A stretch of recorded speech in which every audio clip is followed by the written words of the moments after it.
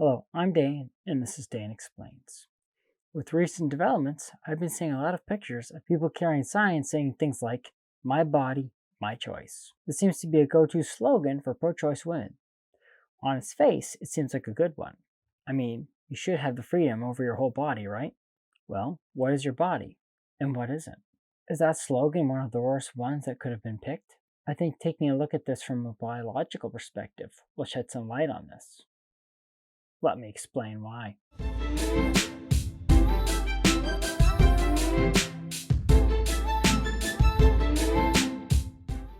If you watch many of my videos or have seen my Twitter profile, you know I call myself a Catholic scientist.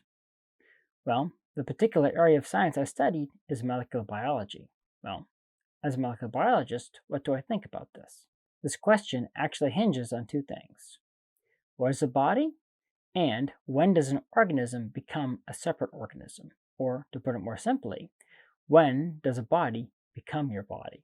I think one of the dumbest ways of trying to prove a scientific point, unless that point actually has something to do with opinions, is to go to a poll where 90% of the respondents know next to nothing about the subject. I'm sorry, but most of the time, science is not a democracy.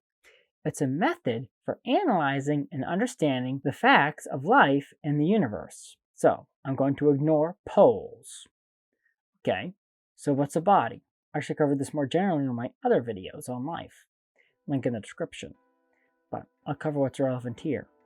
This question seems pretty easy to answer in everyday life. Obviously, your body is separate from everyone else's body. It's a complex, self-contained, self-sustaining biological machine. That is, in fact, pretty much the definition of a body. It has everything it needs to function. Does a fetus fit these criteria? Well, I mean, we all agree it does at a point, right? Some say right from the start, and others say only at the end. And I'll get to that in a minute. Although a fetus is no doubt self-contained, many pro-choice people would argue that since the fetus relies solely on its mother, it's a part of its mother's body that doesn't fit the self-sustained part of the definition. Well, there is an analog in nature: parasites. Parasites rely on a host's body to survive.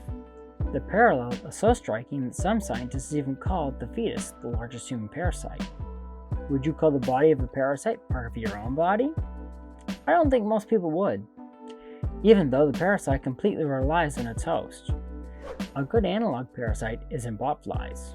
Botflies are like regular houseflies, except instead of laying their eggs on rotting organic matter, they lay them on the live open wounds of animals. Besides the absurdly large size of these flies, they can be pretty discreet when doing this, and you can easily mistake them for a bumblebee just bumbling into you while flying. Once the egg lands on your wound, it hatches instantly and burrows down into your flesh, where it finds a good spot near the surface where it can feed and breathe. Eventually, it creates a swollen bump, like a giant pimple, and it pops out of it when it's done growing. So, the whole process is very similar to that of a fetus, where something is introduced by another organism, which is a short, free-floating stage until it finds a good place to set up shop in the host. Then it's completely reliant on you to grow until it matures to the point where it can survive outside of your body. I think we could all very much agree that the disgusting little worm is not part of our body, even when it's feeding on us. The body is just the environment the botfly maggot needs in order to survive. Same as the fetus. Now, some might argue that the maggot feeds through its mouth and the fetus is directly connected to the mother through the placenta, so that makes it part of the mother's body. Well, the thing about that is the placenta is not an organ of the mother. The cells of the placenta are actually part of the fetus. It will attach to anything it can in absence of the uterus. When this happens, it's called an ectopic pregnancy, and the fetus will happily attach and feed off any organ with a blood supply. So, the placenta is actually a special temporary organ that the fetus uses to attach to the mother's uterus and feed off of it. The uterus is an organ that is just built to take the beating. This, of course, is where the parasite argument fails, because the woman's body is built to accept and nurture the fetus. Unlike a parasite, where our bodies try to find every way to reject the foreign invader.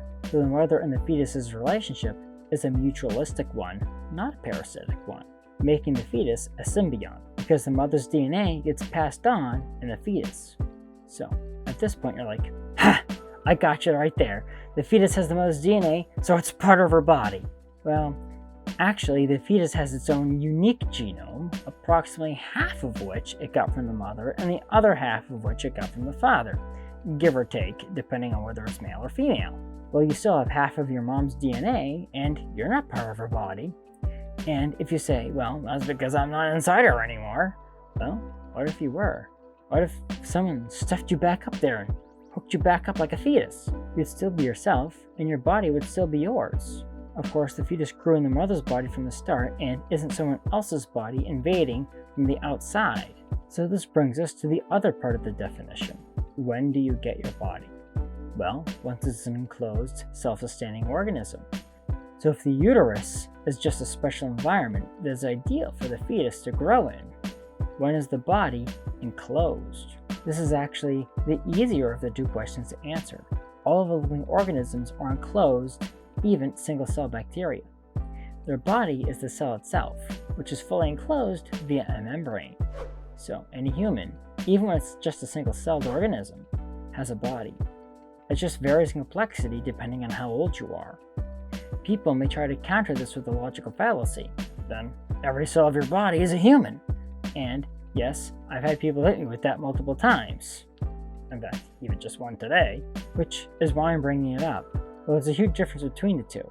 A human zygote, left to its own devices in a human uterus, will grow and will become something that even the most extreme pro-choicers would call human.